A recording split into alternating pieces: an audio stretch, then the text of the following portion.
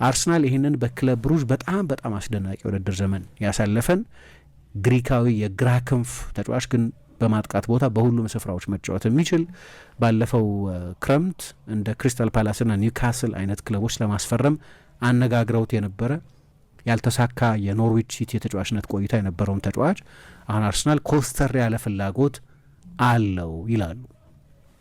በቅርብ ጊዜ እንደምታውቂው አንድ የምልመላ ኃላፊ ሾሟል። ማውሪሲዮ ሚሼሊ የሚባሉ የናፖሊ መልማይ በነበሩበት ጊዜ ግን በጣሊያን በብሬሺያ፣ በሄላስ ቬሮና፣ በኡዲኔዜ፣ በቦሎኛ፣ በናፖሊ ደግሞ በሁለት የተለያዩ አጋጣሚዎች የሰሩ ናቸው እና እዛ በሚሰሩበት ጊዜ ማሬክ ሃምሺክን የመለመሉ፣ አሳሙሃጊያንን የመለመሉ፣ በተለይ በኡድኔዜ በነበሩበት ጊዜ ሱሊያሊ ሙንታሪን ያስፈረሙ፣ ኪን ሚንጃይን ያመጡ፣ ካሊዱ ኩሊባሊን የገዙ፣ ከሁሉ በላይ ክቪቻ ክቫራትስኬሊያን ከዲናሞ ቲቢልሲ ያስፈረሙ ባለሙያ ናቸው እና እኚህ ናቸው የመለመሉት ይላሉ። አሁን እንግዲህ ከዚህ ዝውውሩ በፊት ብዙ የሚታወቅ ተጫዋች አልነበረም እና ግን ሰውየው በምልመላ አቅማቸው የሂውመን አልጎሪዝም አላቸው የሚባሉ የተጫዋቾችን የግል ጠባይ፣ የጓደኞቻቸውን፣ የቤተሰቦቻቸውን ሁኔታ፣ የግል ጠባያቸውን ሁሉ የሚመለምሉ በጣም ትልቅ ስኬት ያላቸው በሰሩባቸው የጣሊያን ክለቦች ሁሉ የተሳካላቸው ናቸው።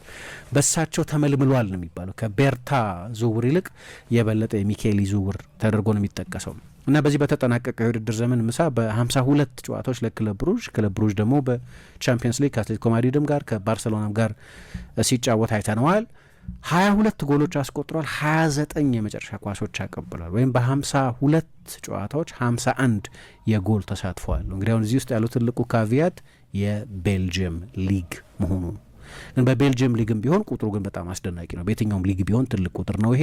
ባለፈው የውድድር ዘመን ደግሞ 37 የጎል ኮንትሪቢሽን የነበረው በጣም ኢፌክቲቭ የሆነ ገና ወደ ፒክ እድሜ ያልደረሰ 24 ዓመት እድሜ ላይ ያለ እስከ 30 ሚሊዮን ፓውንድ በሚደርስ ገንዘብ ሊዘዋወር የሚችል ግን እንደ ማንቸስተር ዩናይትድና ቼልሲ አይነት ክለቦችም እዚህ ተጫዋች ላይ አይናቸውን ጥለዋል በሚል በቅርብ ጊዜ ዘገባዎች ሰምተንበት የነበረ እና ለክለብ ብሩዥ በሁለት ሲዝኖች 93 የጎል ተሳትፎ የነበረው 51 ጎሎች ያስቆጠረ 42 የመጨረሻ ኳሶች ያቀበለ በቅርብ ጊዜም ከአርሰናል ለፓሪስ ሳን ጀርማን የቻምፒየንስ ሊግ ፍጻሜ ጨዋታ በፊት አርሰናል እንዲያሸነፍ እንደሚፈልግ ሲናገር በቪዲዮ የተቀረጸ እና ወደ አርሰናል መዘዋወር ፈልጋለሁ መጥቶ ቢወስዱኝ ብሏል እዛ ቃለ ምልልሱ ላይ እና ክሪስቶስ ዞሊስ ይባላል እና በአውሮፓ ትልልቆቹን 10 ሊጎች ከግምት ካስገባን በጎል ኮንትሪቢሽን በቀጥታ ባለ የጎል አስተዋጽኦ በዚህኛው ዓመት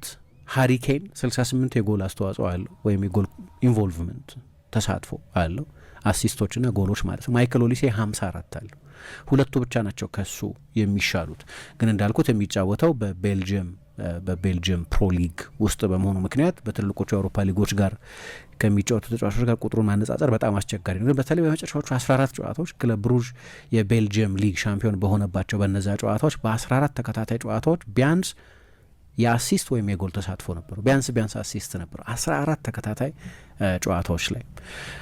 አርሰናል አይከፍለውም ይላሉ ገንዘቡን 40 ሚሊዮን ነው የሚጠቀሰው። 40 ሚሊዮን የሚያወጣ አይደለም የሚል አስተያየት አላቸው። ከሆነ ግን ያለ ከፍተኛ የዝውውር ገንዘብ ለስኳድ ተጫዋችነት የሚመጣ ግን አሁን ቡድን ውስጥ ካሉት ከጋብርኤል ማርቲኔሊም ከሊያንድሮ ትሮሳርም የበለጠ የጎል አስተዋጽኦ መጨመር የሚችል የአርሰናል የግራ ክንፍ በኩል ጥያቄ አለ እንደሚታወቀው ምሳ ያንን በተጨማሪ ኃይል እንደገና ማደስ ይፈልጋል። የአርሰናል ብዙ ደጋፊዎችም የትኛው ቦታ ላይ ተጫዋች ቡድናችሁ ቢያስፈርም ትመርጣላችሁ ብለሽ በተጠይቂያቸው የግራውን ክንፍ የሚሉ ይመስለኛል። አሁን ጋብርኤል ማርቲኔሊ በርካታ ዓመታትን በአርሰናል ተጫውቷል ከ19 ዓመቱ ጀምሮ። ለሱም ለክለቡም ለውጥ የሚያስፈልግበት ጊዜ ላይ የተደረሰ ይመስላል። ትልልቆቹን ጨዋታዎች የሚጀምር ተጫዋች መሆኑ አብቅቷል። ትልልቆቹን የፕሪሚየር ሊግ ጨዋታዎች፣ ትልልቆቹን የቻምፒየንስ ሊግ ጨዋታዎች አይጀምርም እና የሮቴሽን ተጫዋች ብቻ ሆኖ ነው ያለው እና ሲሊንጉም ላይ የደረሰ ይመስላል። ከዚህ በኋላ አርሰናል ውስጥ ከዚህ በተሻለ ሁኔታ የሚሻሻል አይመስልም። ባለፉት